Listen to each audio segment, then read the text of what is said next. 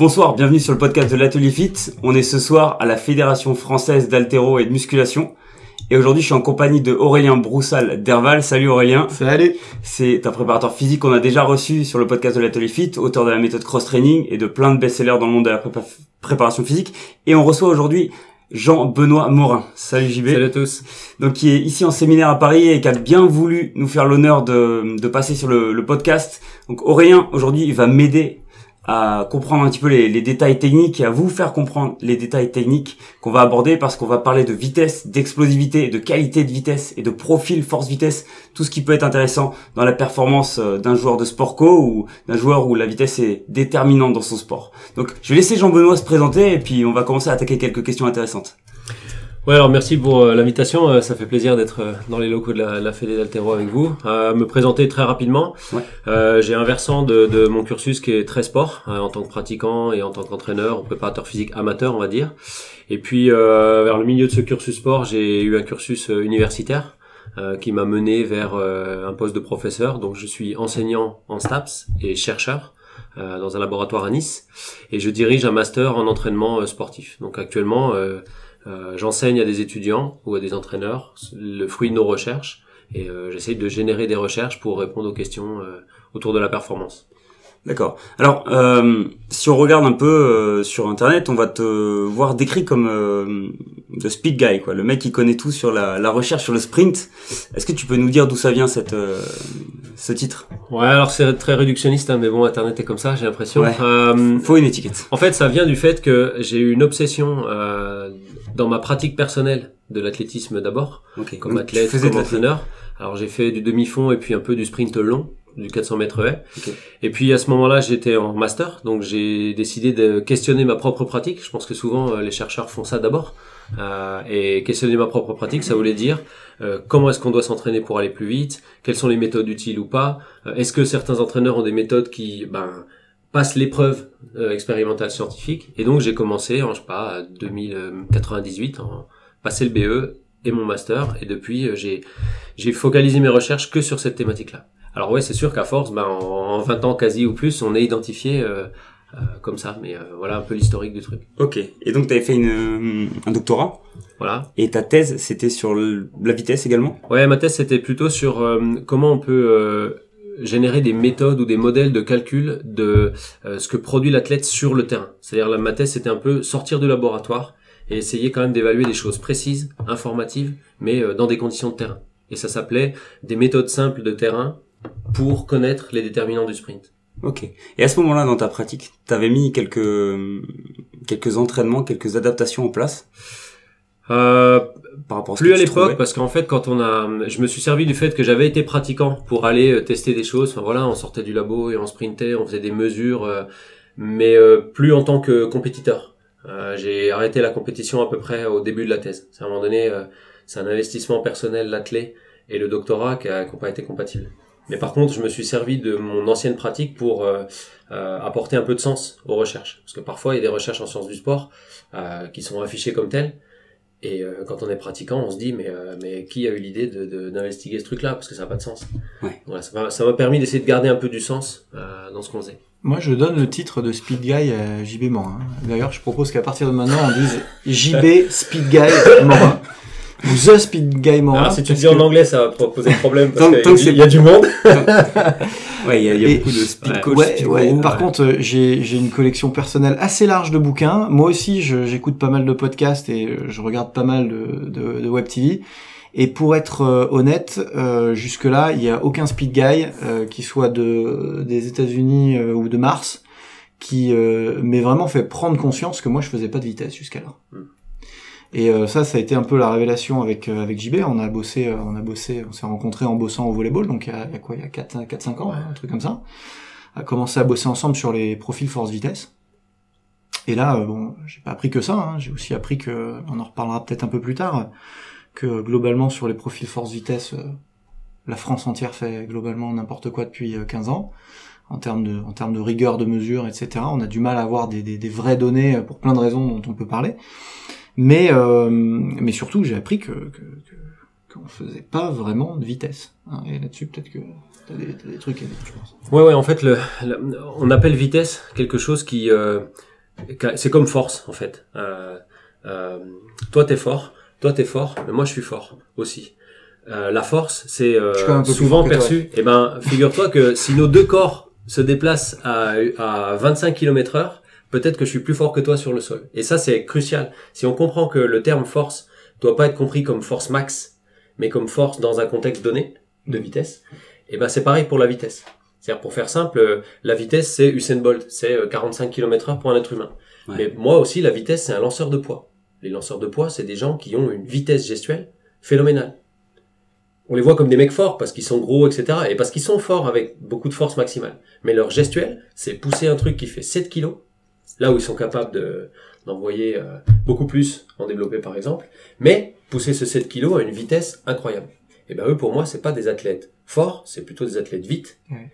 Et puis en fait, on résume tout ça en disant, c'est des athlètes qui ont des qualités de force, vitesse, qui sont impressionnantes.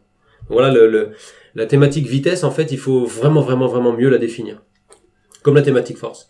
D'accord. Et est-ce que ça vient pas non plus du fait, alors c'est marrant, mais j'ai vu tellement de préparateurs physiques qui voulaient pas entraîner la vitesse, que ce soit des collègues de travail ou des gens que j'ai suivis avant dans mes études, et qui voulaient pas traîner la vitesse parce que pour eux, il y avait ce fameux dictat de dire, ok, tu vas vite, tu peux développer la vitesse quand t'es enfant, après c'est une perte de temps. Il vaut mieux qu'on les maintienne en forme, plutôt que d'aller chercher des exercices avec très peu de reps, un peu courts, qui vont nous prendre beaucoup de temps de récupération, et on sait même pas si on aura le changement annoncé à la fin chez l'athlète. Ouais. Est-ce que ça vient de là, ou est-ce que justement il y a pas des... Ouais, alors ça c'est pareil, c'est pas des légendes urbaines, mais c'est des acquis qui ont assez peu de fondement en fait quand tu les mets à l'épreuve de la science. Peut-être que ce coach-là, il a vu ça avec deux de ses athlètes qui ont plafonné. Peut-être que on sait par exemple que quand tu prends des rugbyman extrêmement costauds, ouais.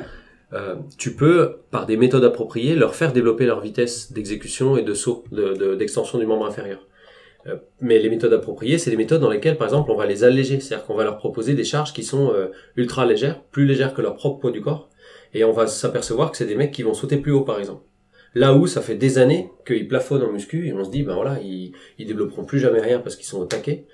Et donc l'idée de dire, ça c'est fini, c'est clos, et ça se développe plus, déjà philosophiquement parlant, pour moi, c'est l'opposé de l'entraînement. C'est-à-dire que si tu as ça en tête, bah, il faut que tu fasses autre chose. Ouais. Parce que sinon, ça veut dire que tu n'as aucun espoir d'amélioration avec tes athlètes.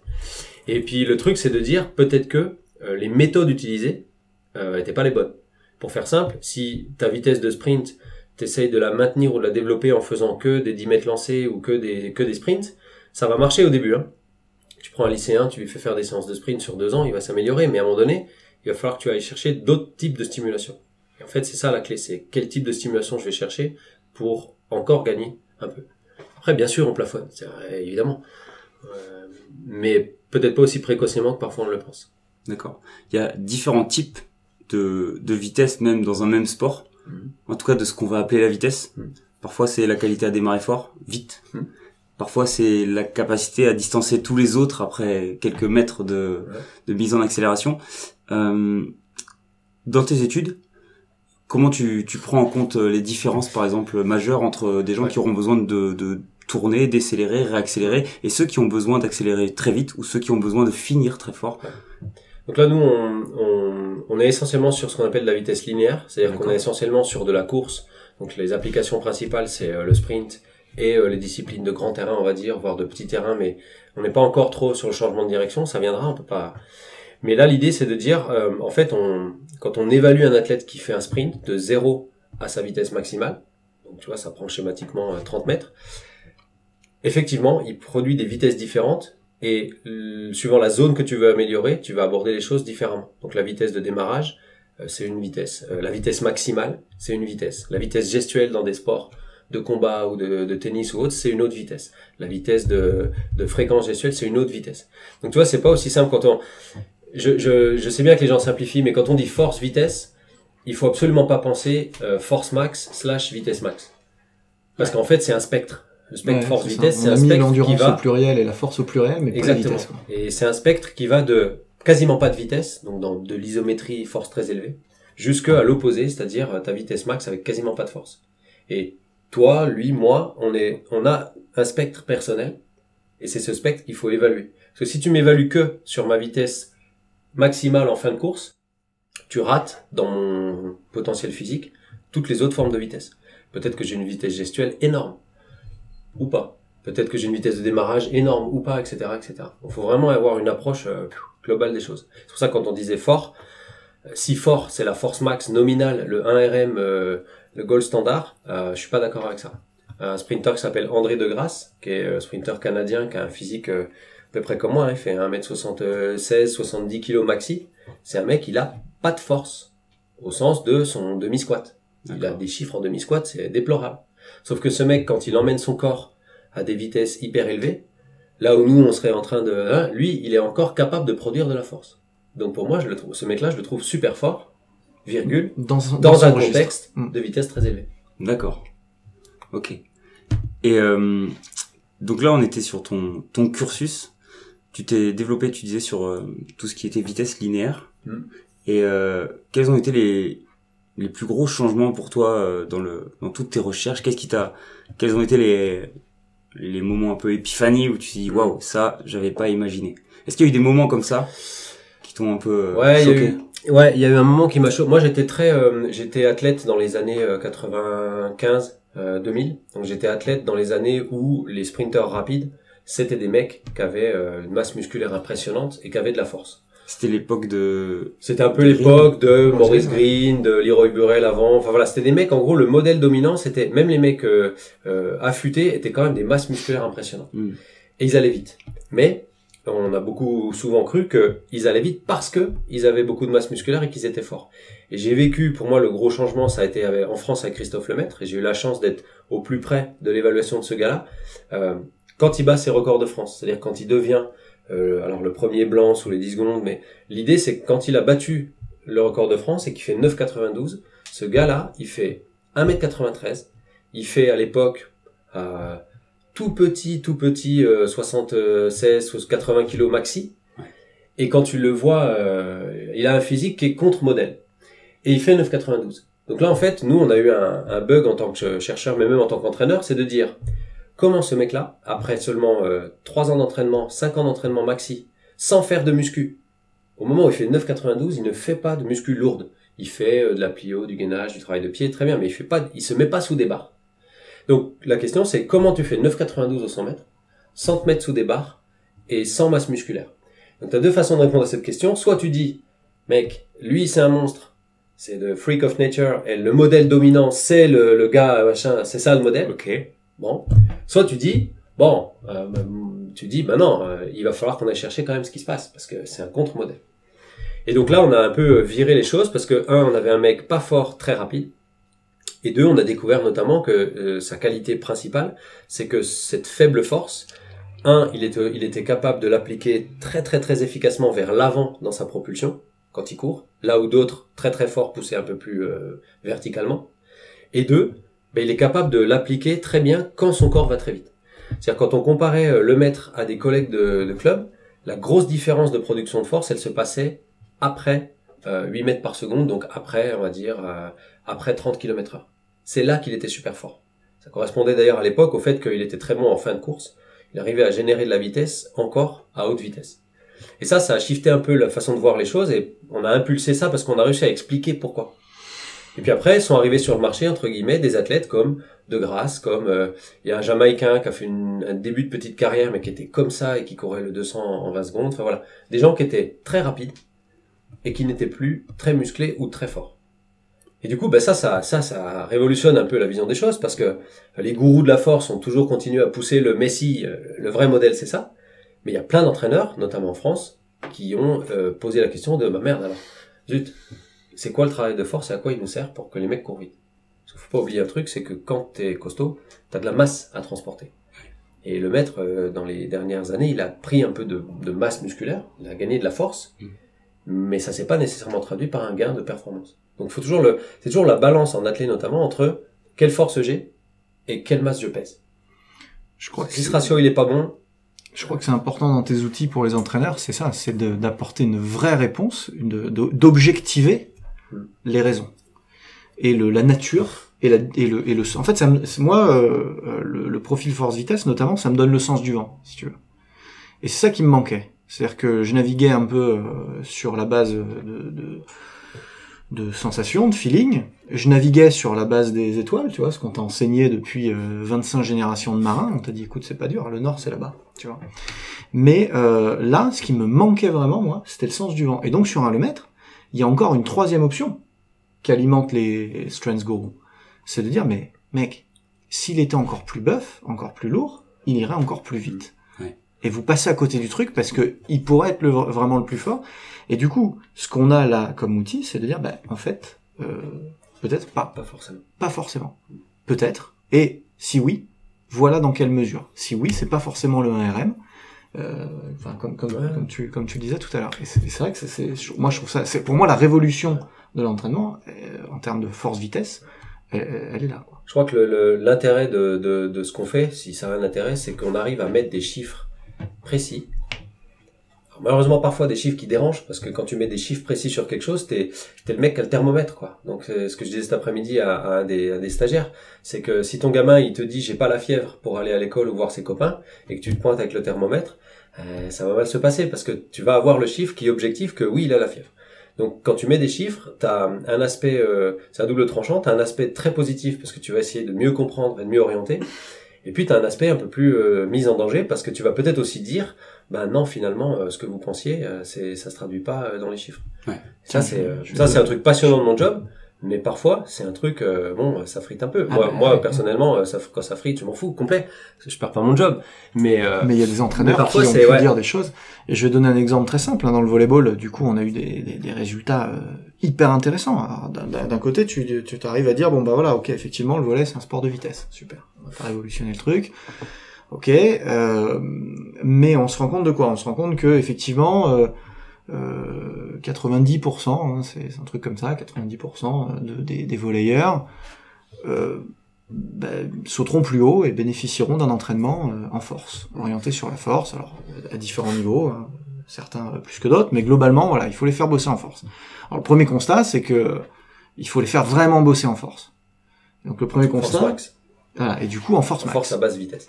Et donc en force à basse vitesse, et là on se rend compte que quand on prend les programmes d'entraînement et qu'on essaye de les faire appliquer, les gens sont frileux, c'est-à-dire qu'ils y croient, ils sont dans ce strength diktat, mais finalement quand il s'agit de l'appliquer, finalement ils laissent les couilles à la maison. On n'y va pas franchement, quoi. Ouais. Alors là justement, pour ces 90% là, les mecs on y va là. Là on y va, il faut faire du 1RM, du 2RM, voilà. Et le sport est souvent guidé par les modèles, c'est-à-dire que les frileux dans un sport donné se font convaincre non pas par le chercheur qui vient dire « je pense que », mais par les non-frileux qui ont essayé et qui ont montré des données qui prouvent le truc. Donc on a des groupes là dans l'étude volley qui ont travaillé en force élevée et qui ont amélioré leur performance de détente. On l'a aussi dans une étude par ailleurs, c'est-à-dire que voilà, quand on fait vraiment les choses, on a des améliorations. Et ça, c'est un point important, c'est que parfois, pour améliorer sa vitesse, en saut, par exemple, il faut travailler sa vitesse, mais parfois, le truc qui bloque, c'est le niveau de force maximal. Donc, les choses sont parfois un peu plus nuancées que ce qu'on veut bien comprendre. Et parfois, il y a des athlètes qui vont bosser leur vitesse gestuelle, de course, longtemps, souvent, peut-être même en se pétant, etc., plafonner, parce que le diagnostic était pas bon, et leur problème venait de leur niveau de force maximal. Et parfois, c'est vice-versa. Et donc, en fait, voilà, si on veut pas se tromper de diagnostic, et indirectement de méthode d'entraînement, il faut faire cette évaluation. Après, pour rebondir sur ce que tu avais dit sur cette génération de sprinters, il y a eu toute cette hypothèse aussi sur le dopage, de voir ces mecs un petit peu bodybuildés qui arrivaient, mais est-ce qu'à ce moment-là, on confondait pas non plus force et force hypertrophie, des mecs complètement trop lourds pour leur activité et raideur musculaire qui était peut-être passé à travers tout l'analyse des mecs. À ce moment-là, c'est vrai qu'il y a plusieurs types de force. Les barres permettent de générer un certain niveau de contrainte, comme de la course en descente, comme de la course en côte qui pourrait appliquer. Je sais qu'il y a des chercheurs, je crois que c'était en Chine ou au Japon, qui s'étaient occupés d'une athlète en se refusant d'utiliser des barres. Et qui utilisait donc la course en côte, la course en descente, la course dans le sable, et qui avait des résultats très intéressants. Sans rester trop longtemps là-dessus, sur ces types de forces, enfin sans vouloir rester là-dessus justement, en rebondissant sur ce dont tu parlais, tu disais que certains athlètes ont besoin de passer par du développement de la force max, Et tu disais que c'était le pic de force qu'il fallait augmenter, ou c'est la force elle-même? Alors en fait, c'est le niveau de force maximale que tu peux produire sur une extension si c'est du saut, sur un début de sprint si c'est du sprint, etc., etc. Pour faire simple, si par exemple moi quand je pars de 0 dans mes starting blocks et que je vais à ma vitesse maximale, ou bien si je suis un rugbyman quand je fais un démarrage sur 20 mètres, quand je vais exprimer ma vitesse maximale, c'est-à-dire après m'être lancé, ça va peut-être très bien se passer. Je vais peut-être être performant là. Mais quand je vais exprimer plutôt ma force maximale, c'est-à-dire en tout début de sprint, puisque la constante physiologique de base qui régit tout ça, c'est le fait que nos muscles sont pas capables de produire le même niveau de force à toutes les vitesses possibles. Point barre. C'est-à-dire que on est très fort quand ça va lentement et on perd de la vitesse au fur et à mesure. Donc si jamais je suis un rugbyman et que j'ai des problèmes dans mon démarrage, dans ma force, l'amélioration va passer que par un développement de la force. Et pour faire simple, si mon test de vitesse c'est un 30 mètres, peut-être que mon problème sur 30 mètres, je suis jugé lent sur 30 mètres parce que j'ai un énorme manque de force. Et peut-être que ma vitesse maximale, quand j'arrive à la mettre en place et que j'arrive à 30 mètres à ma vitesse maximale, elle est peut-être très bonne.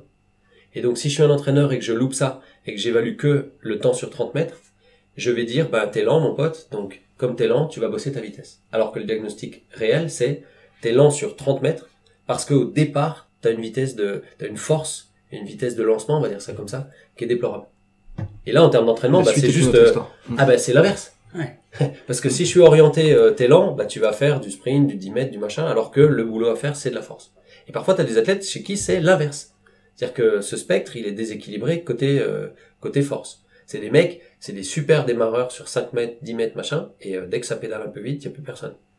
Donc voilà, l'idée, c'est de dire, le test de performance sur 30 mètres, c'est juste le ticket d'entrée. C'est de dire, ok, c'est la première info. La vraie info, c'est pourquoi t'es rapide ou t'es lent sur 30 mètres. Qu'est-ce qui manque dans ton spectre pour te mettre à jour là-dessus. Et quand tu crées des profils, si on peut dire ça, quel test tu vas mettre en place pour pouvoir définir ou pour pouvoir mettre en lumière ces espèces de trous dans leur... Et sur le sprint, historiquement, les premiers profils force-vitesse, donc pour faire un profil force-vitesse, il faut être capable de mesurer la force de l'athlète à peu près à toutes les vitesses de 0 à sa vitesse max. Okay. Donc historiquement, ça s'est fait d'abord dans des labos, avec des outils très coûteux, très chers, etc. Comme à l'INSEP, il y a des plateformes de force dans la piste qui te permettent de faire ça. Et par nos recherches, on a réussi à mettre une méthode en place qui calcule la force et la vitesse très précisément pendant un sprint. Donc il faut juste que l'athlète parte de 0 et aille à fond jusqu'à sa vitesse maximale.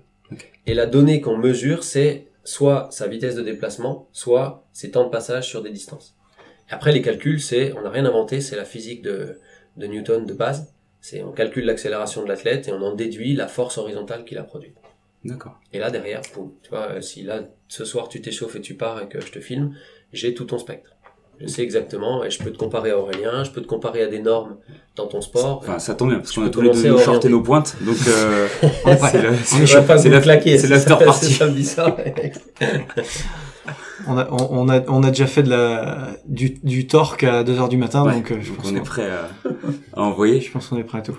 Alors, une fois que t'as ces profils, maintenant, vu que t'es un chercheur, mais t'as cette application sur le terrain, qu'est-ce que tu peux mettre en place pour ces différents profils?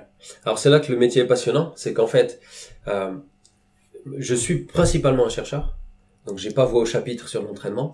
On l'a dit plusieurs fois, c'est pas ton job ou c'est notre job, machin. T'arrêtes, Mais sauf que je suis aussi un BE d'athlète, un passionné d'athlète et un amateur, entraîneur amateur. Et donc en fait, le fruit de mes recherches génère des idées d'entraînement. En fait, on se dit on devrait faire comme ça et je teste ces idées. C'est-à-dire que j'arrive à générer des résultats qui disent, ce que je pensais être bon, ça l'est, et ça mérite d'être testé. Ou alors, ce que je pensais être bon, je me suis viandé, ça marche pas. Donc, par nos recherches, on teste. Et puis après, on va voir les gens de terrain. C'est ce que je fais ce week-end, c'est ce que j'adore faire. C'est-à-dire, je vais voir les gens de terrain et je leur dis, voilà, dans mon sac, ça marche. Même sur des athlètes de haut niveau, ça marche pas. Et qu'est-ce que vous faites? Est-ce qu'on peut avoir une sorte de dialogue qui s'ouvre? Puis là, c'est la vie, tu tombes sur des gens open, ouverts, et puis tu tombes sur des gens qui voilà. Mais on génère aussi des méthodes, on propose des méthodes d'entraînement, pas seulement d'évaluation. Okay. Tu vois, par exemple, on parlait tout à l'heure de de survitesse ou d'assistance pour développer la vitesse. On est exactement en train de traiter ça avec un de mes étudiants de doctorat chez les rugbyman. Sur une équipe de rugby, quels sont les joueurs qui vont réagir positivement à un entraînement en survitesse? Donc on les tracte, on les mène, je ne pensais pas, mais en fait si, on les mène à 5-8% plus vite que leur vitesse max. Okay. Les mecs ils courent à 40, c'est hein. Et puis on essaie de voir qui s'améliore sur sa Vmax, qui ne s'améliore pas, pour essayer de passer ça à l'épreuve. C'est-à-dire je me cantonne pas au rôle du chercheur qui vient et qui dit je pense que ça marche. Démerdez-vous les coachs. On essaye aussi de faire avoir la double casquette. D'accord. Et en termes de transfert, il y a toujours eu ces questions-là. Je pense que toi, t'as dû y répondre. T'as dû te poser la question.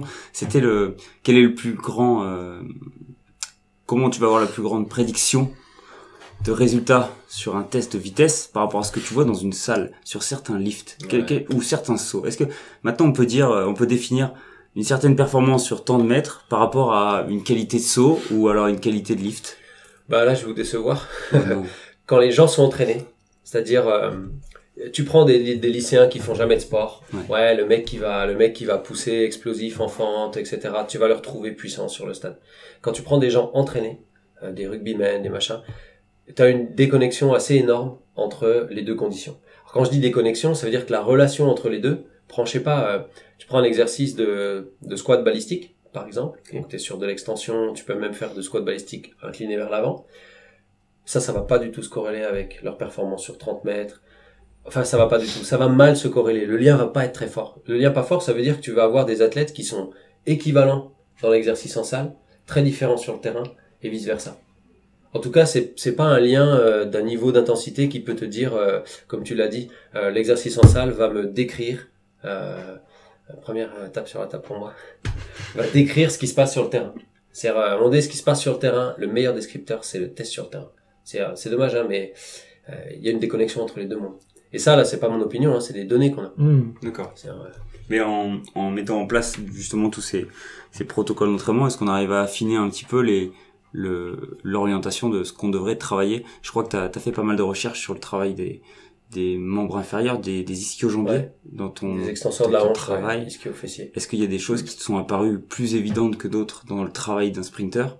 Ou alors c'est encore tout un système c'est encore intégral. En train d'être complètement défriché. C'est-à-dire, on sait que par exemple les fessiers, les ischios, les extenseurs du membre inf, c'est des muscles qui ont un rôle fondamental dans le fait de te propulser vers l'avant. C'est-à-dire qu'il faut être puissant, il faut être fort avec ces muscles-là, il faut surtout être fort dans la vitesse. C'est-à-dire si tu es une bête à un test isométrique sur tes ischios, ça veut absolument pas dire que quand tes ischios vont bouger à la vitesse maximale de sprint, ils vont être forts.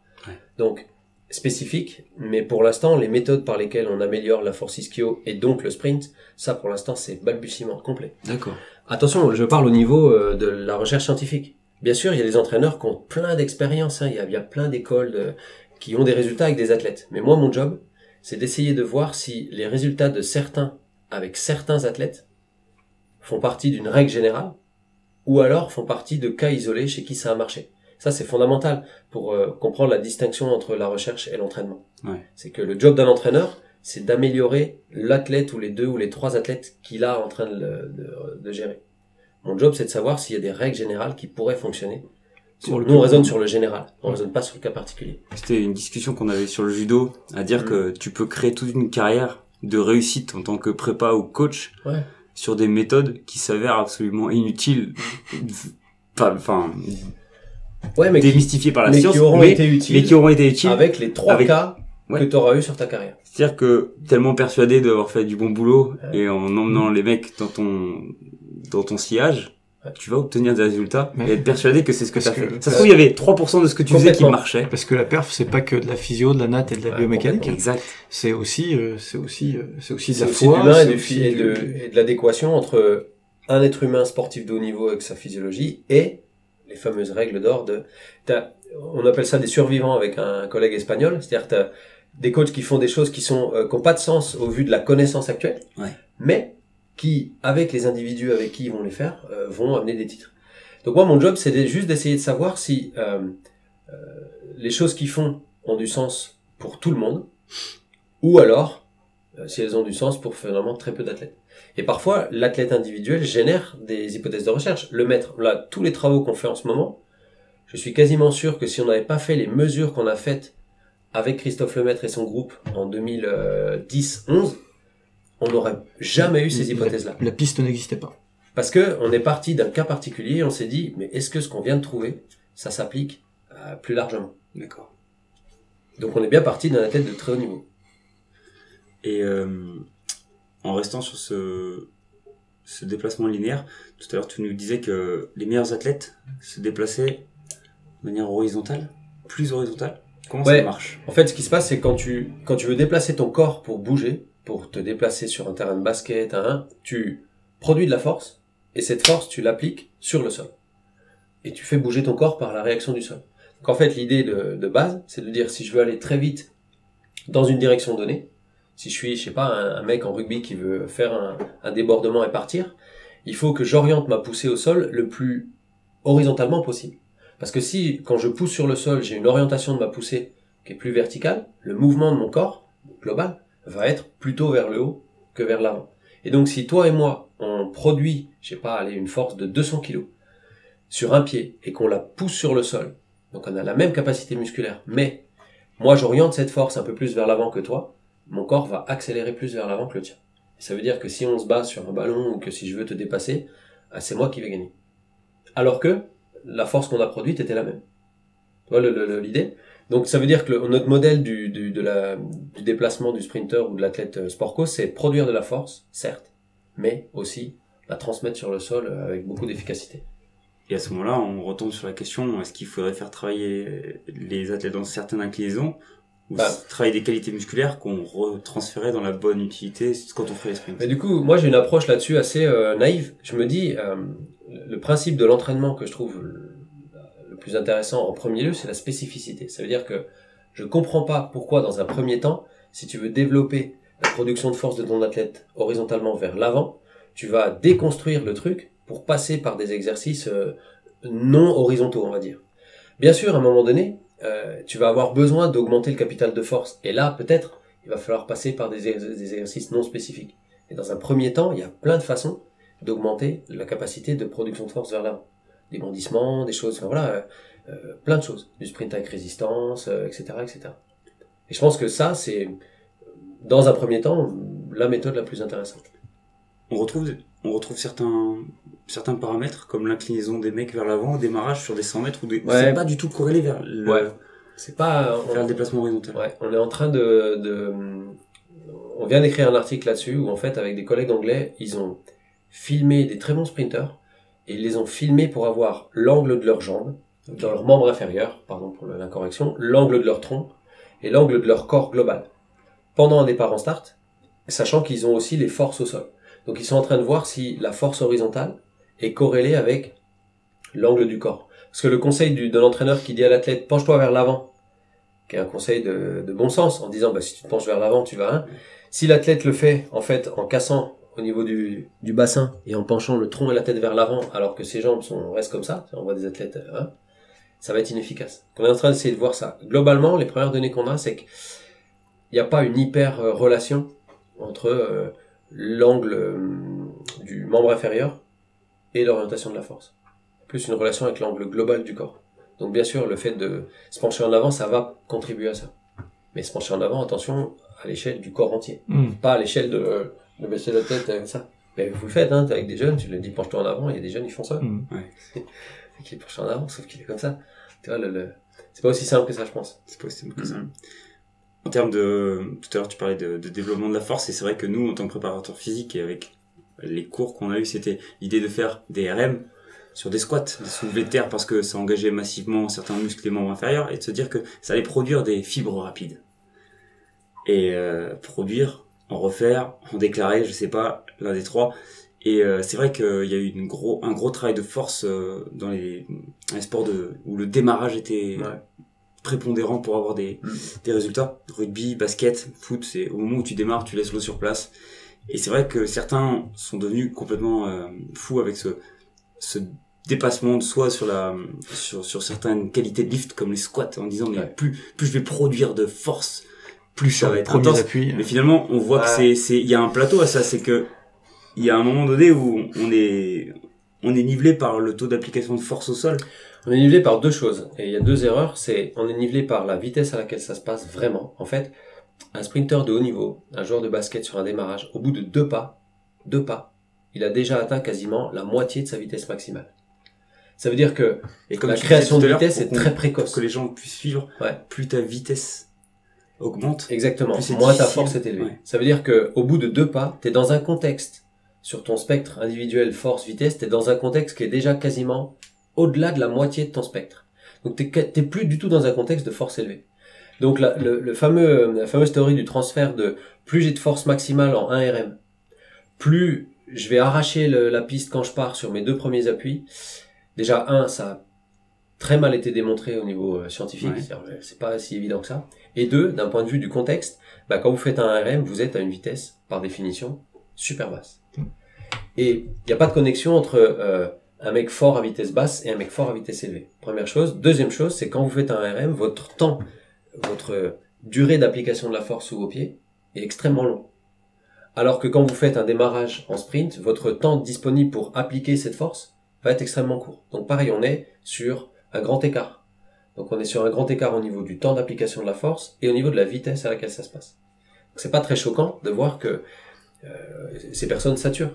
En plus de ça, quand vous faites un squat ou un machin comme ça, vous orientez votre force vers le haut.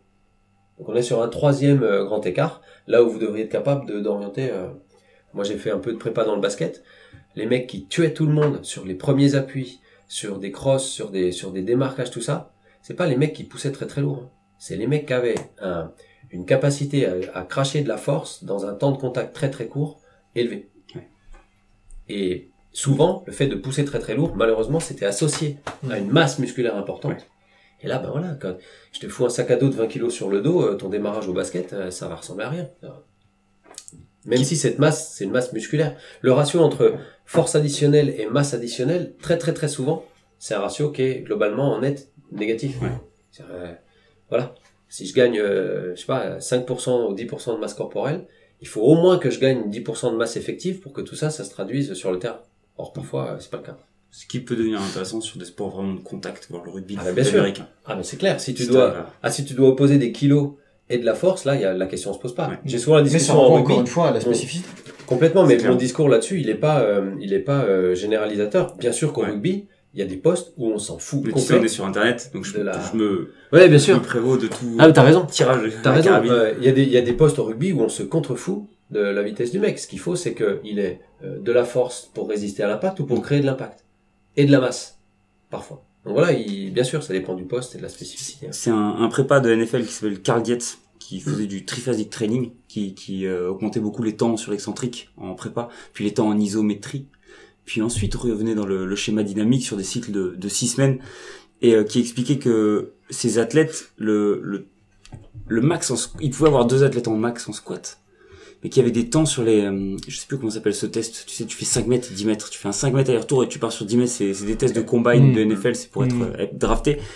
Et il expliquait que il avait 2 athlètes qui avaient le même max en squat, mais qu'il y en a un qui remontait 2 fois plus vite que l'autre. Ouais. Je donne pas les vrais chiffres, mais il disait c'est choquant. Il y en a un qui remontait. Et il disait sur le terrain c'était la même chose. Ouais. Au moment où il démarrait, et donc tout son travail consistait à faire en sorte que la qualité musculaire soit dans la capacité à finalement prendre ce taux de force le plus rapide possible et de le rapprocher du départ et de le rendre beaucoup plus proche du départ. Exactement. Je prends un peu l'exemple souvent des boxeurs, c'est-à-dire si tu es capable de générer un coup qui va être très vite et très puissant, mais que générer ça te prend beaucoup de temps, quelque part ça sert pas à grand chose. Tu seras déjà par terre avant même d'avoir. Voilà. Ouais. Donc faut vraiment penser contexte. J'adore dans ça les travaux ou l'intervention de Arnaud Heiss, qui est un préparateur physique, qui parle beaucoup de force efficace. Force efficace dans le contexte du temps et dans le contexte de la vitesse à laquelle ça va être produit. Ouais. Et il y a eu pour résumer la littérature sur le lien entre, on va dire, le squat gym vertical et le sprint, il y a eu en 2014 une revue de littérature, donc une étude qui a fait le tour de toutes les études publiées là-dessus. Quand est-ce qu'on entraîne des mecs en squat et qu'est-ce que ça donne sur leur sprint?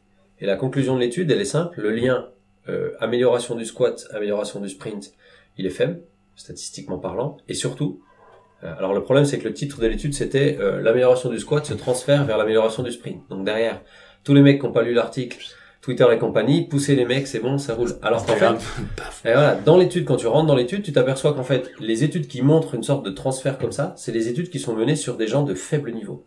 Des étudiants en STAPS, non spécialistes, des mecs, des cohortes de lycéens, etc. Et les 5-6 études qui ont fait ça sur des gens entraînés, la corrélation, elle est complètement nulle.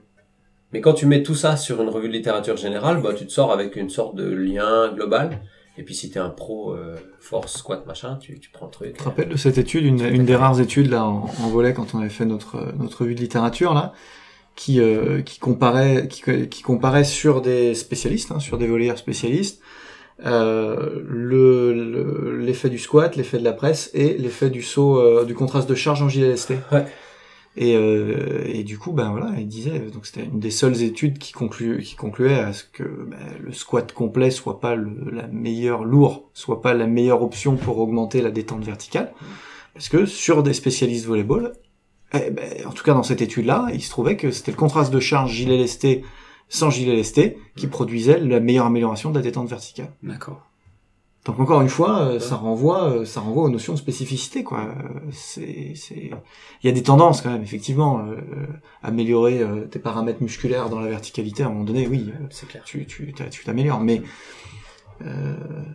en fonction de qui tu as en face, des lycéens ou ça, c'est très des étudiants STAPS ou des spécialistes. Quand dans le monde du sport, vous tombez sur une étude scientifique qui est vulgarisée ou qui est maintenant diffusée, maintenant, honnêtement, c'est par Internet, c'est facile d'avoir accès aux travaux scientifiques et c'est pas si difficile à lire que ça. Regardez c'est facile à mal comprendre, visiblement. Ouais, parce que, en fait, c'est facile à mal comprendre si les auteurs ont pas fait un travail honnête, c'est-à-dire ont mis en avant certains messages de leur étude, pas d'autres. Et puis après, quand le message est mal compris et qu'il est mal retraduit, etc., il y a un biais à chaque étape. Vérifiez toujours la population qui est testée. C'est-à-dire, est-ce que la population qui est testée correspond à votre orientation ou pas? Vous êtes entraîneur de triathlon, il y a une étude sur la nutrition, sur le jus de betterave.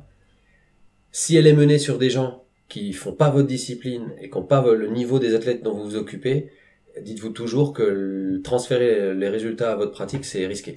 C'est pas donné d'avance. Tu parlais de la population des groupes tests.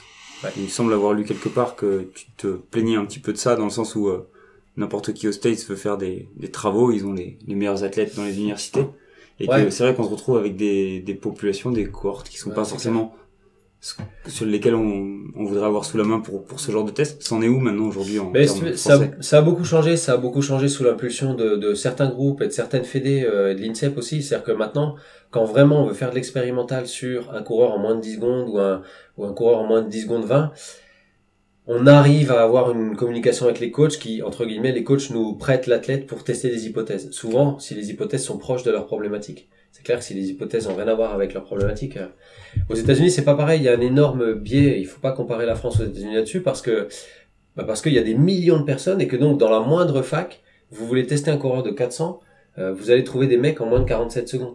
Tu vois ce que je veux dire? C'est-à-dire que c'est plus facile et en plus le système universitaire fait que le collaborateur et le coach du programme d'athlétisme, peut-être ils ont le bureau dans le même bâtiment. L'un veut tester quelque chose, l'autre a des athlètes d'élite de toute façon. L'université de Floride, en Arizona, tout ça, il y a des très bons athlètes partout. Là où à l'échelle de la France, en fait, on serait quasiment à l'échelle d'un État américain par rapport à tout ça. Donc c'est sûr qu'à l'échelle c'est incomparable. Mais par contre, je suis d'accord avec toi, le système est pas parfait. Il y a des systèmes beaucoup plus petits, la Nouvelle-Zélande, l'Australie, etc., où il y a beaucoup plus d'études sur des athlètes de très haut niveau. D'accord. Notamment parce que parfois les évaluations font partie des programmes d'entraînement, etc. Il y a un lien plus proche. Moi j'ai sorti les rames, j'ai galéré à convaincre des coachs. J'ai entendu des trucs de fou. Des séances en pointe où on met pas les pointes parce que on est qu'en novembre et on mettra pas les pointes avant. Enfin voilà, des trucs des détails. Mais mener de la recherche et tester rigoureusement des choses dans ces contextes-là, c'est très très difficile. Okay. Mais il faut le faire parce que on peut pas tester nos hypothèses sur le groupe de licence deuxième année de l'UFR STAPS. Ou alors si on le fait, on sait d'avance que les résultats qu'on va trouver, ceux qui ont arrêté le sport il y a 10 ans déjà, les coachs vont nous dire écoute grand, t'es sympa, mais ce que tu l'observes sur des mecs qui courent pas vite. Tu réponds pas à ma question. Donc il y a toujours c'est un dialogue. Si seulement très ça pénible. permettait de faire progresser les cohortes de STAPS déjà. C'est bien. Ou de les blesser. Peut-être qu'il faut qu'on les entraîne pendant 2 cycles olympiques pour avoir des résultats de recherche. Tu veux une bourse? Faut que tu aies des bons résultats à l'école et que tu aies une discipline où tu excelles. Bingo. Tu payes pas tes études jusqu'au master. Tout à l'heure, on parlait justement donc du travail de charge et ça nous ramène un petit peu à nous en tant que prépa. Vous, c'est autre chose, mais nous, on reçoit des modes en fait. On sait jamais d'où ça vient, mais c'est comme une vague qui arrive et qui prend tout le monde et on part sur les modes. Et ces fameuses augmentations des charges max, ça a été suivi pas mal par la post-activation. Ouais. La potentiation. Ouais, et l'idée c'était de charger des mecs sur des max, parfois même sur des surmax, sur des lifts qui engageaient un maximum de muscles comme le squat, et derrière d'attendre 3-4 minutes, c'est ce qu'on avait vu sur les études, avant d'engager un sprint sur 10-20 mètres, et c'est vrai qu'on avait des résultats qui paraissaient positifs. Ouais. Qu'est-ce que toi qui es vraiment sur ce point de recherche peux nous dire là-dessus? Ouais, c'est très flou. En fait, tu vois, il y a un biais de sélection là-dedans, parce que quand tu mets sur la table toutes les études en PAP, qui sont bien faites, globalement, statistiquement, tu t'aperçois que la généralisation, elle est pas là du tout. D'accord. C'est-à-dire que parfois ça marche pas, parfois ça marche négativement, etc. Donc pour l'instant, c'est un peu wait and see par rapport à la PAP. Moi, le problème que j'ai par rapport à ça, c'est l'aspect réaliste du truc. Si t'entraînes un sprinter de haut niveau, pour vraiment mettre en place, avec la chambre d'appel, avec tout ce qui se passe dans un meeting, etc., un 2RM en squat complet, il faut vraiment que tu sois sûr qu'il y a un effet quasi certain. Et s'il y a un effet quasi certain, tout le monde va le faire. Tu vois le contexte. Donc je suis d'accord avec toi, c'est des modes en fait, c'est souvent la mode de ce qui est nouveau. Parfois c'est justifié, parfois ça l'est pas trop. La PAP pour l'instant, c'est... Moi j'ai beaucoup testé sur le terrain, avec des sports complètement différents. Et ce que j'ai observé, c'est vraiment des respondeurs et des non-respondeurs. Des gens chez qui il y avait un effet... Alors, je rentre pas dans le détail, c'est physiologique ou psychologique, je sais pas. Ce que je constatais, c'est qu'il y a des gens que ça déréglait complètement. C'est-à-dire que le fait de faire un passage sur du neuromusculaire, d'ailleurs c'était pas forcément sur des protocoles de force max. Sur la fin, j'étais sur des protocoles un peu mixtes, un peu hybrides, où il y avait de la force max, puis on allait doucement vers de la plio. Je mettais en général une série lourde excentrique, une série lourde concentrique, une série à haute intensité pliométrique. Et ben j'avais des profils qui étaient complètement gauches suite à ça, quoi, qui mettaient plus un pied devant l'autre. Tu peux juste détailler une série excentrique, une série concentrique, une série à haute intensité. Par exemple, à quoi ça peut ressembler pour des gens qui sont pas bien sûr. C'est une série excentrique, c'est une série dans l'ordre de la force, on reste sur du infra maximal, hein, avec un tempo en général. Dans ma montée de charge, je faisais un tempo sur 4 secondes sur un squat. Là en l'occurrence, je pense au volleyball. Donc sur la descente du squat. Donc voilà, descente du squat. 4 secondes. Un lourd monté en squat. Ok, ça c'était le deuxième série et ensuite un travail de pliométrie verticale, puisque toujours avec cette logique de transfert. Et donc il se trouve qu'il y avait plus de respondeurs chez les volleyeurs que par exemple chez les judokas. Et chez les judokas, j'avais beaucoup de gens qui devenaient pas très précis, qui verrouillaient, qui surtravaillaient en force, qui perdaient énormément de mobilité sur le tapis. Par mobilité, j'entends évidemment la mobilité, le déplacement, quoi. Et le constat, c'est que de manière empirique, il faut tester le truc d'abord à l'entraînement individuellement. C'est clair. Alors là, c'est clairement pas une vérité transversale. Et le deuxième constat, c'est que sur le grand nombre que j'ai testé, qui est un grand nombre pour un entraîneur, mais un petit nombre pour la science, hein, donc il faut le prendre avec des pincettes, sur disons une trentaine d'individus, disons 15 dans chaque discipline, j'avais plus de respondeurs en volleyball qu'en judo. Alors, est-ce que c'est le hasard de mon échantillon, ou est-ce que le fait qu'une discipline beaucoup plus neuromusculaire, beaucoup moins métabolique, se prête, donc avec des gens plus habitués, exposés à ce genre de charge, est-ce que voilà. Et si tu mets ça à l'échelle d'une étude statistique, tu vas finir avec un effet qui est pas clair. Voilà. Et donc tu résumes exactement l'état de la littérature actuelle là-dessus. Donc je pense qu'il faut faire ta vérité individuelle. J'ajoute que culturellement, j'ai vu beaucoup de programmes de l'Est faire ça. beaucoup de Russes notamment faire ça. Il y a un prépa de volley qui avait coordonné toute son équipe avant les JO en 92 ou les JO d'avant. Ouais, c'est ça. Et l'idée était très bonne, et sauf que il les a laissé lester pendant littéralement 3 semaines. Je sais plus, c'est une histoire qui est, je vais retrouver le nom. Mais je l'ai vu aussi en sport de combat, traditionnellement, il y a effectivement même dans certains petits tournois, j'ai vu des Russes s'entraîner très lourd, mais carrément faire une séance lourde, le matin même de la compète, voire même à la mi-temps. Et puis constater que l'équipe reste performante. Donc, objectivement, on peut pas dire déjà que c'était, sur ces, voilà. Ouais. Maintenant, est-ce que ils auraient été aussi performants? Est-ce qu'ils auraient été plus performants? Quand t'es sur des mecs qui sont sur ce niveau-là, c'est vachement dur à un moment donné, il faut arriver à un consensus scientifique, et là, on l'a pas. Je me rappelle de la Coupe du Monde que j'avais fait avec l'Australie, les moins de 21 ans, quand on était arrivé en France, chaque veille de match, boum, musculation, le soir, lift lourd. Le matin, parfois, ouais, c'était assez impressionnant. Après, c'était encore, des lifts bien faits. Parce que, ce que je pensais tout à l'heure, c'est vrai que parfois, nous, on voit en tant que prépa, on voit beaucoup d'études passer sur des applications de squat, soulevé terre, tel ou tel type d'entraînement. Mais finalement, parfois, on ne sait pas qui ou alors comme certaines recherches sur certains types d'activation de certains types de fonctions musculaires sur tel et tel mouvement, mais parfois on sait même pas qui a. Alors tu peux savoir qui a dirigé la recherche, mais parfois quand tu regardes la réalisation des mouvements, l'exécution, tu tombes des nues. Et c'est pareil dans les systèmes d'entraînement des mecs où le coach et le préparateur physique en même temps.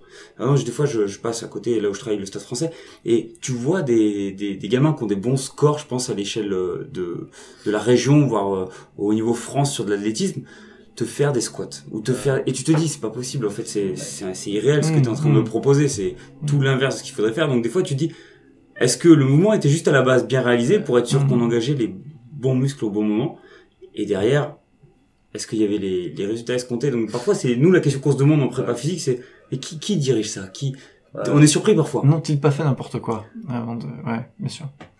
Ouais, c'est une question légitime. Bien sûr. Parce et que c'est d'autant plus parfois vrai. Parfois la recherche elle est montée en pure collaboration et c'est très bien fait. Ouais.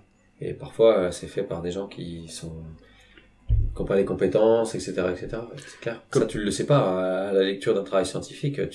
Tu fais confiance aux gens quand on te dit que les mecs ont été entraînés en demi-squat. Tu imagines ce que c'est. Ouais. Puis tu pars du principe que t'as un peu moins peur dans les pays où il y a une culture de l'entraînement. Voilà, ou dans les groupes de recherche. Tu vois, t'as des groupes de recherche australiens qui bossent sur l'haltérophilie depuis des dizaines d'années. T'es à peu près sûr que les groupes de Greg Haff ou des mecs comme ça. Ah, tu sais qu'en gros, c'est réglé. Voilà. Parfois même maintenant, t'as des photos de certains protocoles où tu vois un peu, voilà, tu vois déjà, t'as des mecs qui ont des chaussures. Des fois, tu vois des photos, c'est un truc.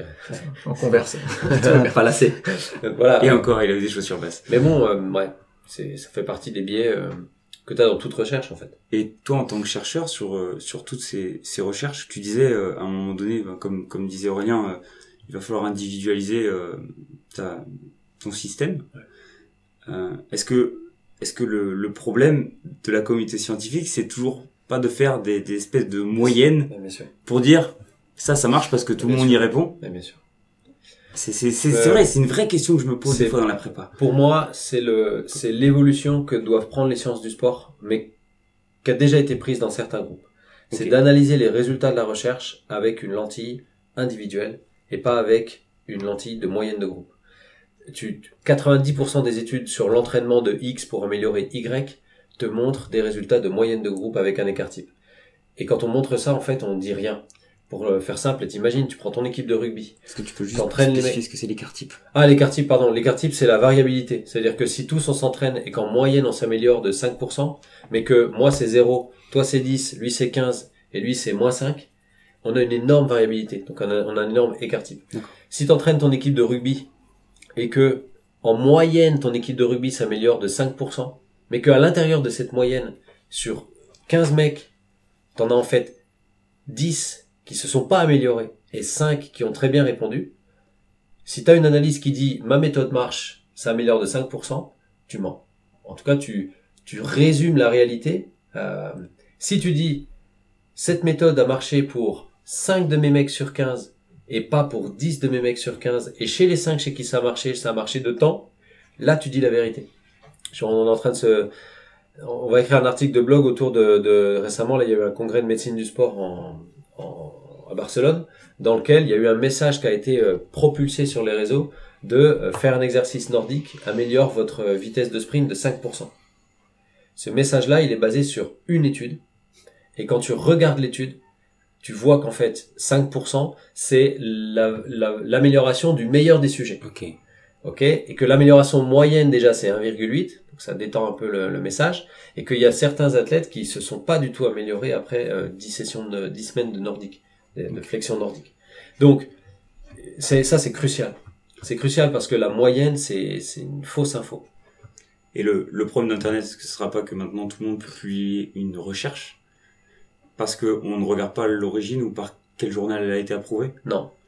T'as toujours des garde-fous, en fait, tu peux publier ce que tu veux. Okay.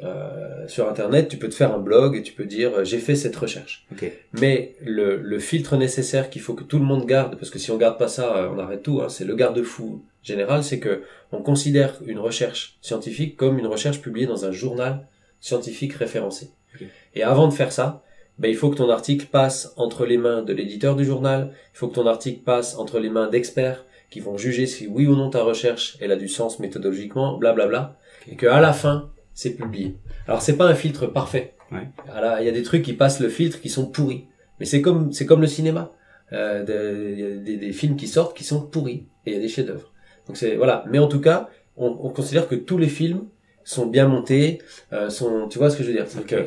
Ouais, mais en fait, ça c'est un filtre. Ce qui fait un peu peur à JM, je pense, c'est l'émergence des fausses revues, des faux espaces, et des fois ça sonne vrai, quoi, quand t'as un truc indien qui dit European Journal of Strength Conditioning and Research, attends, c'est du solide, ça. Là, ce qui est bien, c'est comme les produits dopants. Il y a une liste. C'est-à-dire qu'il y a un office international qui dit voilà la liste des revues scientifiques indexées. C'est l'index des revues scientifiques. D'accord. Si ton Journal of Exotisme machin là, c'est pas indexé, c'est pas une revue scientifique. Point barre. C'est aussi à un moment donné, il faut. On est passé de journal indien à Journal of Exotisme. Je voulais pas targeter. Heureusement pour nous, on a une mafia qui tient le truc. Mais voilà. Un board scientifique. Donc voilà, il faut ça. T'es pas dans cette liste, t'es pas scientifique. Mais tu peux être scientifique, mais tu pas officiellement. Peut-être que du coup, c'est ça, un des rôles des espaces de vulgarisation, hein, comme ce blog par exemple, je pense que ça va être vraiment de maintenir ça à jour, quoi, parce que effectivement, on est sous un flot quand même d'alternatives. D'ailleurs, certaines alternatives sont devenues avec le temps des choses très très sérieuses. Ouais. Donc à nous aussi, au-delà de la liste scientifique, de dire voilà ce qui est publié dans telle ou telle rubrique, c'est mais ça s'applique à la recherche, c'est sociétal, c'est-à-dire que sociétal, tu absolument. peux envoyer des infos pourries qui n'existent pas et qui sont relayées puis qui deviennent une sorte de et c'est exactement pareil. Et c'est pour ça que dans la vulgarisation, il faut faire très attention à essayer de vraiment être très proche des travaux scientifiques. Okay. La bonne vulgarisation, elle est faite par des gens qui sont très proches des travaux scientifiques puis qui vont être capables d'avoir les clés pour envoyer les choses. Tu vois, par exemple, un magazine comme Sport et Vie, quand ils font des dossiers, c'est des dossiers qui sont systématiquement assis sur des publications. Un magazine comme, je sais pas, Triathlon Magazine ou autre, je vais pas citer spécifiquement, mais parfois, c'est le cas, et parfois c'est pas le cas. Okay. C'est l'opinion d'un coach, ou voilà. Et ça, le lecteur, quand il a ça sous les yeux, peut-être il a pas les clés. Donc, faut faire cet effort-là. Ça veut pas dire, c'est très important, ça veut pas dire que ce qui sort d'une étude scientifique est bon, fiable, et ce qui sort de partout ailleurs, c'est pourri, hein, et vice versa. Mais au moins, il faut sectoriser les choses, quoi. D'accord. Et en switchant de la potentiation à cette fameuse survitesse, on a dit qu'on en parlerait, et en ce moment, tu as produit des explications là-dessus avec un travail de chariot. Je sais que ça a été pas mal relayé. Justement, moi, je l'ai découvert sur Internet. On est les mecs des chariots lourds. Pareil. C'est, en fait, on cherche les façons de stimuler soit ton hyper force en sprint, soit ton hyper vitesse. C'est-à-dire les deux côtés du spectre. Ouais. Donc, pour stimuler le côté force du spectre en sprint, le truc qui fait le plus de sens, c'est des chariots très lourds. Parce que ça coche toutes les cases. T'es lent, donc tu produis de la force. T'es incliné vers l'avant, etc., etc. Donc, il y a toutes les raisons de le faire. D'accord. Et puis, on a commencé à avoir des études qui montraient des améliorations. Et côté vitesse, À un moment donné, si tu veux stimuler la vitesse de l'athlète, l'assistance peut être un moyen de le faire. C'est-à-dire que l'assistance, tu me tractes avec un appareil ou une bande élastique qui le permet, je vais courir plus vite que ma vitesse normale. On ne sait pas du tout si ça marche, il y a très peu d'études là-dessus. L'entraînement. Est-ce que si je t'entraîne pendant 12 semaines comme ça, tu vas améliorer ta vitesse max? Ça, on n'en sait rien du tout. C'est ce qu'on est en train de faire. Ok. Et pour arriver à ça, comment tu mets en place un petit peu cette recherche? Le protocole, tu veux dire? Le protocole, ça prend combien de temps de préparer Ça dépend en fait, parce que ça dépend ce que tu veux tester, mais globalement, dans le milieu du sport, il faut que tu trouves des volontaires qui acceptent de faire les mesures, qui acceptent de faire un protocole d'entraînement. Il y a une équipe de rugby? C'est une équipe de rugby, ouais. C'est un étudiant de thèse qui gère ça avec moi, donc bah voilà, il est collaborateur avec le préparateur physique. Ils acceptent d'insérer dans les séances 2 fois par semaine un module résistance ou sur vitesse. Okay. C'est gagnant-gagnant parce que nous, on collecte des données pour valider ou pas nos hypothèses, et eux, ils ont un stimulus d'entraînement qui leur plaît, etc., etc. Les joueurs adhèrent. C'est toujours les volontaires sont volontaires. C'est-à-dire s'ils nous disent non, je veux pas faire ça, on le fait pas. Donc c'est une collaboration. Et puis après, derrière, il faut analyser les données, les faire parler avec les statistiques. Et si on trouve quelque chose, généralement, le plus rapide direct, c'est de le présenter dans un congrès. C'est un peu ce qu'on a fait avec le volley en 2016. Et puis le plus lent et indirect, et c'est ça qui est pénible, c'est que ça prend parfois 1 an, c'est d'écrire l'article scientifique qui montre que... D'accord. Justement, en parlant de méthode pour créer de la survitesse chez l'athlète lui-même, qu'est-ce que vous mettez en place justement avec ces chariots? Ça ressemble à quoi pour le coup, pour faire de la survitesse, t'as grosso modo 3 solutions. C'est soit tu vas en descente, mais bon, faut gérer parce qu'il faut vraiment pas être trop pentu, etc., etc. Souvent, si t'es en descente, ça veut dire que t'es sur des surfaces dures, enfin bref. Soit tu utilises un système de poulie, c'est-à-dire que t'as un système de double poulie qui fait qu'il y a un partenaire qui tire dans un sens et le système de double poulie tracte l'athlète beaucoup plus fort. Là, c'est mieux. Soit tu prends une bande élastique, ça marche super bien. On l'a fait avec des collègues espagnols, c'est-à-dire qu'il y a un athlète qui est devant son partenaire qui tracte la bande élastique, qui met de la tension, et quand l'autre il part direct en overspeed. Et en plus c'est drôle. S'il tombe pas, et en plus c'est drôle. Et en plus il y en a une Fortrainer. Et en plus il y a une très belle Fortrainer, c'est vrai. Et le dernier système, c'est un système qui est motorisé, qui est une machine. Il y a un modèle central qui est vendu par des Suédois qui s'appelle 1080. C'est la machine qui te génère un couple d'assistance. C'est cette machine qu'on utilise nous avec les rugbymen. Est-ce qu'il y a une vitesse que tu dois pas dépasser par rapport à la vitesse d'origine de l'athlète? Non, parce que à la base, en fait, déjà à la base, moi, je pensais pas que on allait pouvoir les porter très très très au-delà de leur Vmax personnel aussi rapidement. En 2 séances d'habituation, on les a portés entre 5 et 10% de leur Vmax individuel. Il y avait un risque de blessure réelle sur les premières séances?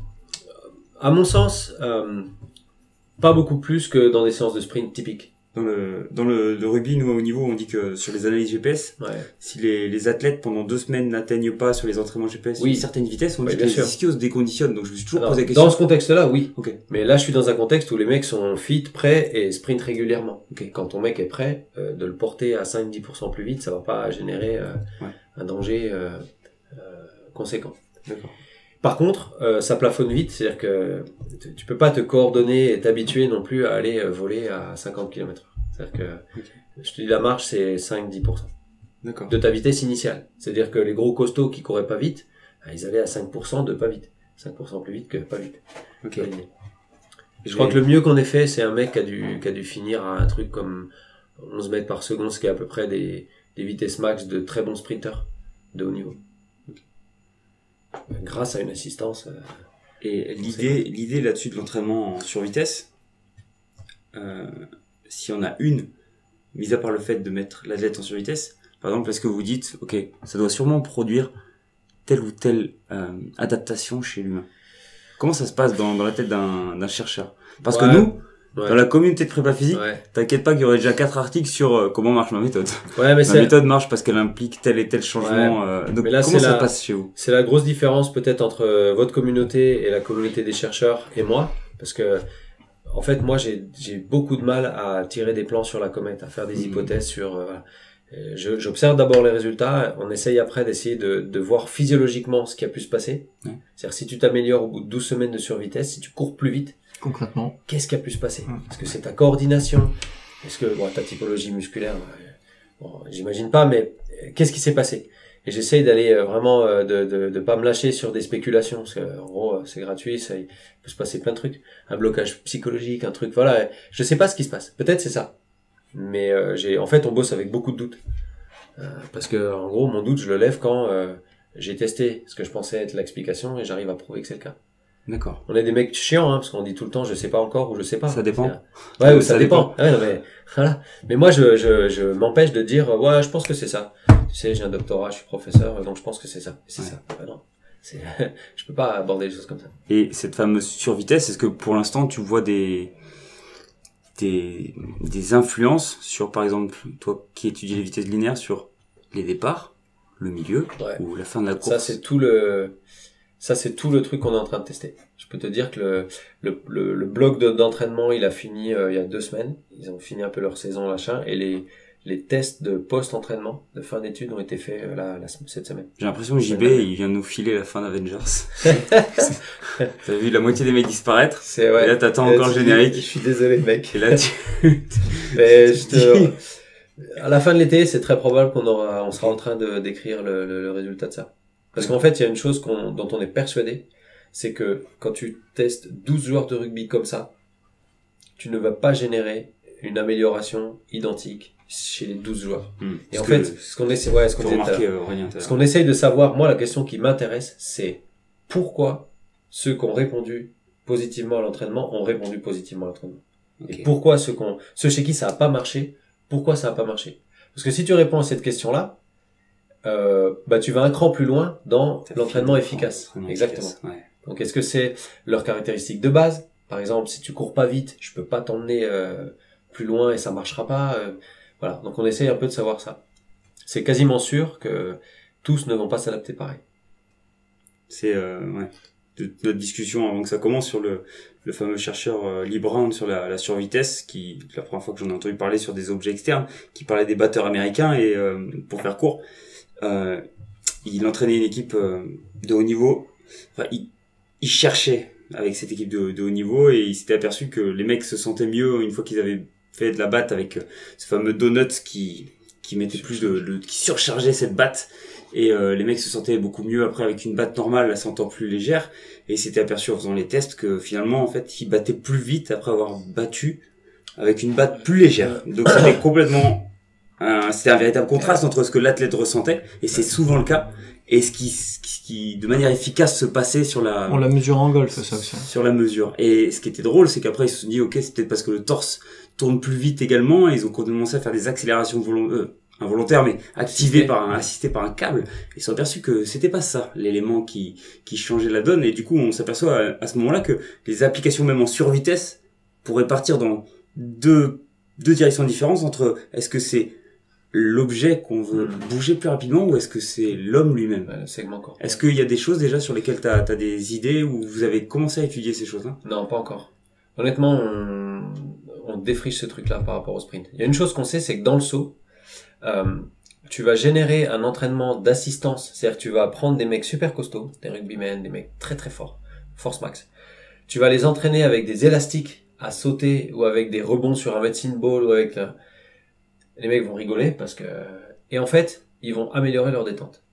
Pourquoi? Parce que tu as donné la stimulation d'un élément qui était très très très peu développé dans leur profil, c'est-à-dire la haute vitesse. Et si tu veux m'entraîner à sauter vers le haut à haute vitesse, t'as pas 50 solutions. Il faut que tu me décharges. Il faut que tu ailles en dessous de mon poids du corps. Donc tu vas me mettre des élastiques, tu vas générer de l'assistance. Et ben bingo, les mecs améliorent leur détente dans ces situations. Et c'est un peu la même chose, c'est-à-dire que c'est contre-intuitif, parce qu'on se dit, punaise, alors on les décharge, et les mecs, les décharger, ça leur crée une forme de surcharge en termes de travail. Et ben ouais, c'est le cas. Parce que ils en avaient besoin. Et là, à mon avis, ça peut être la même chose. Après, le sentiment des athlètes, surtout dans des mouvements comme ça, hyper rapides, même chez des experts, parfois t'es surpris des données. Et c'est parfois là que la science fait du bien à la prépa ou au coaching. Parce que un coach ou un athlète, ou un ancien athlète qui devient un coach par exemple dans l'athlétisme, pourrait avoir le même feeling, le même biais, en fait, se dire mais c'est clair, on se sent mieux là, ça commence à être bien. Quand tu mets les chiffres, c'est pas clair. Quand tu mets les chiffres, c'est pas clair. Le fameux ouais, non mais c'est le thermomètre, Et du coup parfois c'est dérangeant parce que tu mets des chiffres, moi j'ai vu des entraîneurs devant des mesures fiables me dire non mais c'est pas comme ça que ça se passe. Ce qui s'est passé c'est ça. Et là moi je suis limité parce que je dis écoute non parce que je suis esclave. Je suis dépendant de ma mesure à un moment donné. Tout à l'heure t'as parlé des rugbyman et ça me ramène à une étude que je crois que c'est toi qui l'avais menée ou quelqu'un qui s'appelle Samozino. Ouais, Pierre Samozino. Sur l'amélioration du démarrage justement à l'aide de sled surchargés. Vous avez pas étudié c'était nous en fait. C'était vous. Ouais. Et est-ce que tu peux nous en dire plus là-dessus? Ouais, en fait, c'est l'étude qui nous a amené sur Internet comme les very heavy sled guys, donc les mecs des chariots lourds, les VHS guys. Et, bien malgré nous, il y avait les chariots de feu, c'est-à-dire que c'était aussi là. Mais bien malgré nous, parce que, en fait, ce qu'on a fait, c'est donc Pierre Samozino, c'est un ancien étudiant de thèse qui est maintenant un collègue qui est à Chambéry. Et bon, qu'on fait plein de trucs ensemble. Et cette étude, elle est générée par un étudiant de master qui me dit, monsieur, j'ai des footeux amateurs, j'ai pas le temps de faire de la muscu, parce que j'ai pas de salle. Et j'ai pas le temps de faire du transfert sur le terrain avec un travail spécifique. Et je pense que mettre des chariots lourds, ça peut faire un combo super, ça peut faire une surcharge en termes de force et de l'efficacité. Donc je dis bah bingo, on teste ça. Et donc c'était sur des footballeurs amateurs, pas des rugbymen. On a fait un travail de chariot lourd, 80% de la masse corporelle. Donc quelqu'un de 80 kg, ça fait quasiment 50 kg, donc c'est un peu plus. Le poids est derrière. Le poids est sur un chariot. Okay. Mais il le pousse pas. Non, c'est pas un crawler. Tu gardes le geste. Donc forcément, tu vas très lentement, mais tu développes cette fameuse force horizontale, tu développes ta force vitesse basse, etc. Et on s'est aperçu que les gars s'amélioraient pas forcément sur un 20 mètres, mais par contre, ils augmentaient leur niveau d'orientation horizontale de la force. D'accord. Et c'était juste ce qu'on appelle une étude pilote. C'est-à-dire, c'est la première fois qu'on testait aussi lourd. La littérature jusque-là testait des charges de 40% du poids du corps. Donc nous on s'est dit attends, on va faire radical, on va aller à 2 fois ça. Avoir entendu aussi jamais dépasser 12% du poids alors là mais ouais mais tu vois c'est un sinon ça explose. Mais non, si en fait ça c'est basé sur une règle qui est mal foutue, c'est que à partir de ces charges là, la gestuelle de sprint change et la vitesse baisse, mais c'est normal. Puisque t'as du poids derrière toi, tu cours moins vite, ta gestuelle change, mais c'est normal. Quand tu fais un squat, t'as pas la gestuelle de sprint. C'est ça, tu perds un peu en spécificité, donc, mais est-ce que tu perds plus qu'en squat? Donc, à chaque fois qu'un mec me dit, ouais, mais tu sais, quand on fait lourd, la technique se modifie, je lui dis, mais tu vas à la salle avec tes athlètes? Ouais. Vous faites de l'haltéro? Bah oui. Et là, la technique, c'est quoi l'issue? Donc, c'est un travail spécifique. Et puis, il y a aussi un fait important, c'est que parfois les gens disent, il faut pas dépasser cette règle, il faut pas faire ça, parce que ça va péter les gars. Preuve, non. Tu les pètes pas quand tu leur mets 300 kilos sur le paletot, non. Donc en fait, il faut être mesuré, progressif. Et souvent, je pose la question à l'entraîneur qui est un peu vindicatif comme ça. Je lui dis, mais est-ce que vous avez déjà fait ce type de séance-là? Est-ce que des sprints avec votre masse corporelle sur le chariot, pour le fun, vous l'avez déjà testé? Ah non. Donc là, c'est compliqué parce qu'en fait, on est en train de critiquer un truc qu'on n'a même pas vécu, expérimenté soi-même. Moi, je l'ai fait. Je peux vous dire qu'il y a plein de bénéfices à ce type d'approche. Mais si mon problème, c'est d'améliorer ma Vmax, jamais je vais toucher un chariot lourd. On est toujours dans le même débat. Ouais. On n'a absolument pas une approche totalitariste de dire les chariots lourds, c'est la baguette magique pour tout le monde. C'est la baguette magique si tu as besoin de force spécifique en sprint. Et je pense que ça marche bien. D'accord. Et c'est rigolo parce que il y a des groupes d'entraînement de sprint, Altis aux États-Unis par exemple, qui ont commencé à intégrer ça dans leur saison, à la suite de nos recherches. Parce qu'eux, ils se disent, de toute façon, c'est simple, les Américains sont pragmatiques, ils se disent, on fait confiance à cette équipe de chercheurs, on essaye cette saison. Si ça marche pas pour nous, pour nos athlètes, et qu'on trouve que c'est pourri, merci, au revoir.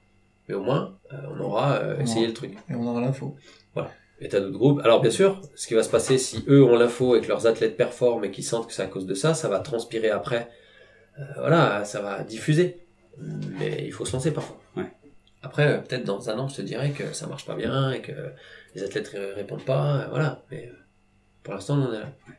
Même en termes de périodisation, ça pourrait être très intéressant. On avait parlé de le sled, le fait que tu peux avoir une grosse séance de squat en début de semaine et en fin de semaine, tu sais qu'il n'y a pas d'excentrique. À part si tu me fous le mec dans une descente et que tu lui dis ok, maintenant tu vas le remonter et puis si tu le remontes pas, il va te passer dessus le sled. Enfin, si c'est un prowler, c'est vrai qu'il y a quand même des gros avantages même dans le conditioning à le mettre en place même. En termes de concentrique, pas d'excentrique, pas de... Ok, peut-être à part sur les mollets, mais tu sais que tu vas pas le détruire aussi musculairement. Le lendemain, il peut être effectif. C'est quand même et puis c'est des objets que tu vas pouvoir amener sur le terrain.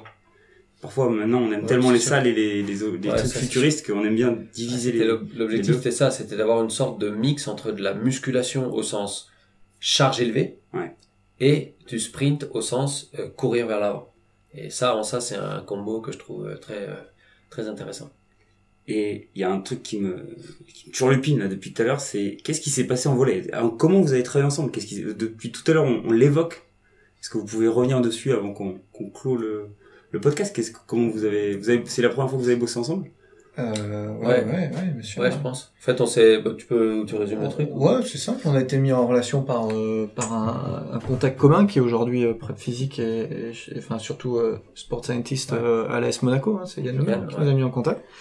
En fait, moi à l'époque, je suis responsable de la recherche et de l'innovation au volleyball, hein, de la cellule d'aide à la perf. Et je souhaite faire avancer le terrain, la perf, faire de la recherche pour exister, pour que le volleyball existe sur le spectre de la production scientifique, mais aussi apporter des vrais outils aux entraîneurs, puisque c'est ça ma mission.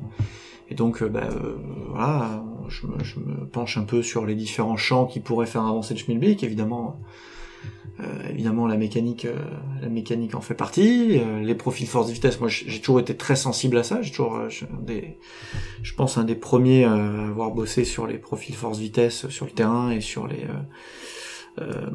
avec les accéléromètres à l'entraînement.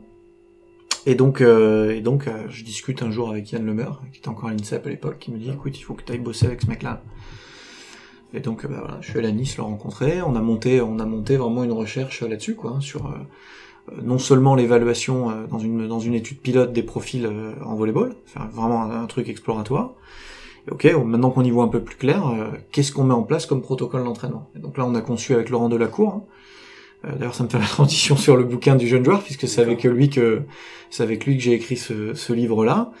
On a conçu, imaginé tous les trois des modules correctifs. Des modules correctifs en fonction de groupes. On s'est dit ça, c'est un outil qui va servir aux entraîneurs. Dire ok, je teste, j'ai un résultat fiable, valide sur un profil force-vitesse. Il faut que j'appuie. Encore une fois, ça me donne le sens du vent. Il faut que j'appuie du côté de la force ou du côté de la vitesse. Et comment j'appuie maintenant? Comment j'appuie? Et donc, voilà, on fait 5 groupes. Un groupe hyper force, un groupe équilibré, un groupe vitesse, un groupe hyper vitesse. Et on les entraîne en conséquence. Et on voit ce que ça donne. Ça aussi, c'est bientôt publié. Ouais, c'est en cours. En fait, c'était assez long parce que l'idée, c'était d'avoir beaucoup de centres. L'idée, c'était d'être très large, multicentrique. C'était un challenge, hein. De les équiper, de les former, de faire les mesures. Et là, maintenant, de digérer les résultats et de publier ça. Ok. On va conclure là-dessus. C'est quoi la suite pour JB Morin cette année? Cette année-là, on va avoir une grosse phase administrative avec nos étudiants qui passent leur master et les étudiants qu'on va sélectionner pour la prochaine année de master. Et après, c'est congrès, c'est-à-dire que début juillet, c'est des congrès internationaux où on présente nos recherches. Ok. Après, c'est vacances. Qu'est-ce qu'on peut te souhaiter? Pas grand-chose, de bien dormir et de pas choper trop de maladies dans l'avion et dans le transport. Ouais. Non, au point de vue recherche, ce que vraiment on peut me souhaiter, c'est des collaborations avec le haut niveau qui soient plus fluides, qui soient plus systématiques. Okay. C'est encore malgré le fait qu'on soit vraiment descendu sur des problématiques très appliquées, très terrain, ça reste encore très trop distant. Nous on a envie à l'altéro. Ça va se faire. À l'altéro on est prêts. Nous on est prêts. Où est-ce qu'on peut te suivre? Où est-ce qu'on peut te trouver? Alors en fait, ton blog? Le truc le plus simple, c'est Twitter. J'essaie de centrer là. Et puis maintenant, c'est mon site. J'ai un site qui s'appelle jbmorin.net. Okay. J'ai mis en ligne ça avant-hier, où je centralise tout en fait. C'est ce que j'allais dire. Je suis ouais, d'accord, merci. Avant-hier, je l'ai mis en ligne hier matin. Même pas dit. Et l'idée, c'est qu'en fait, sur ce site, il y a accès à nos publications, accès à nos podcasts, accès à ce qu'on produit en fait. L'idée, c'est super. C'est la voie d'entrée.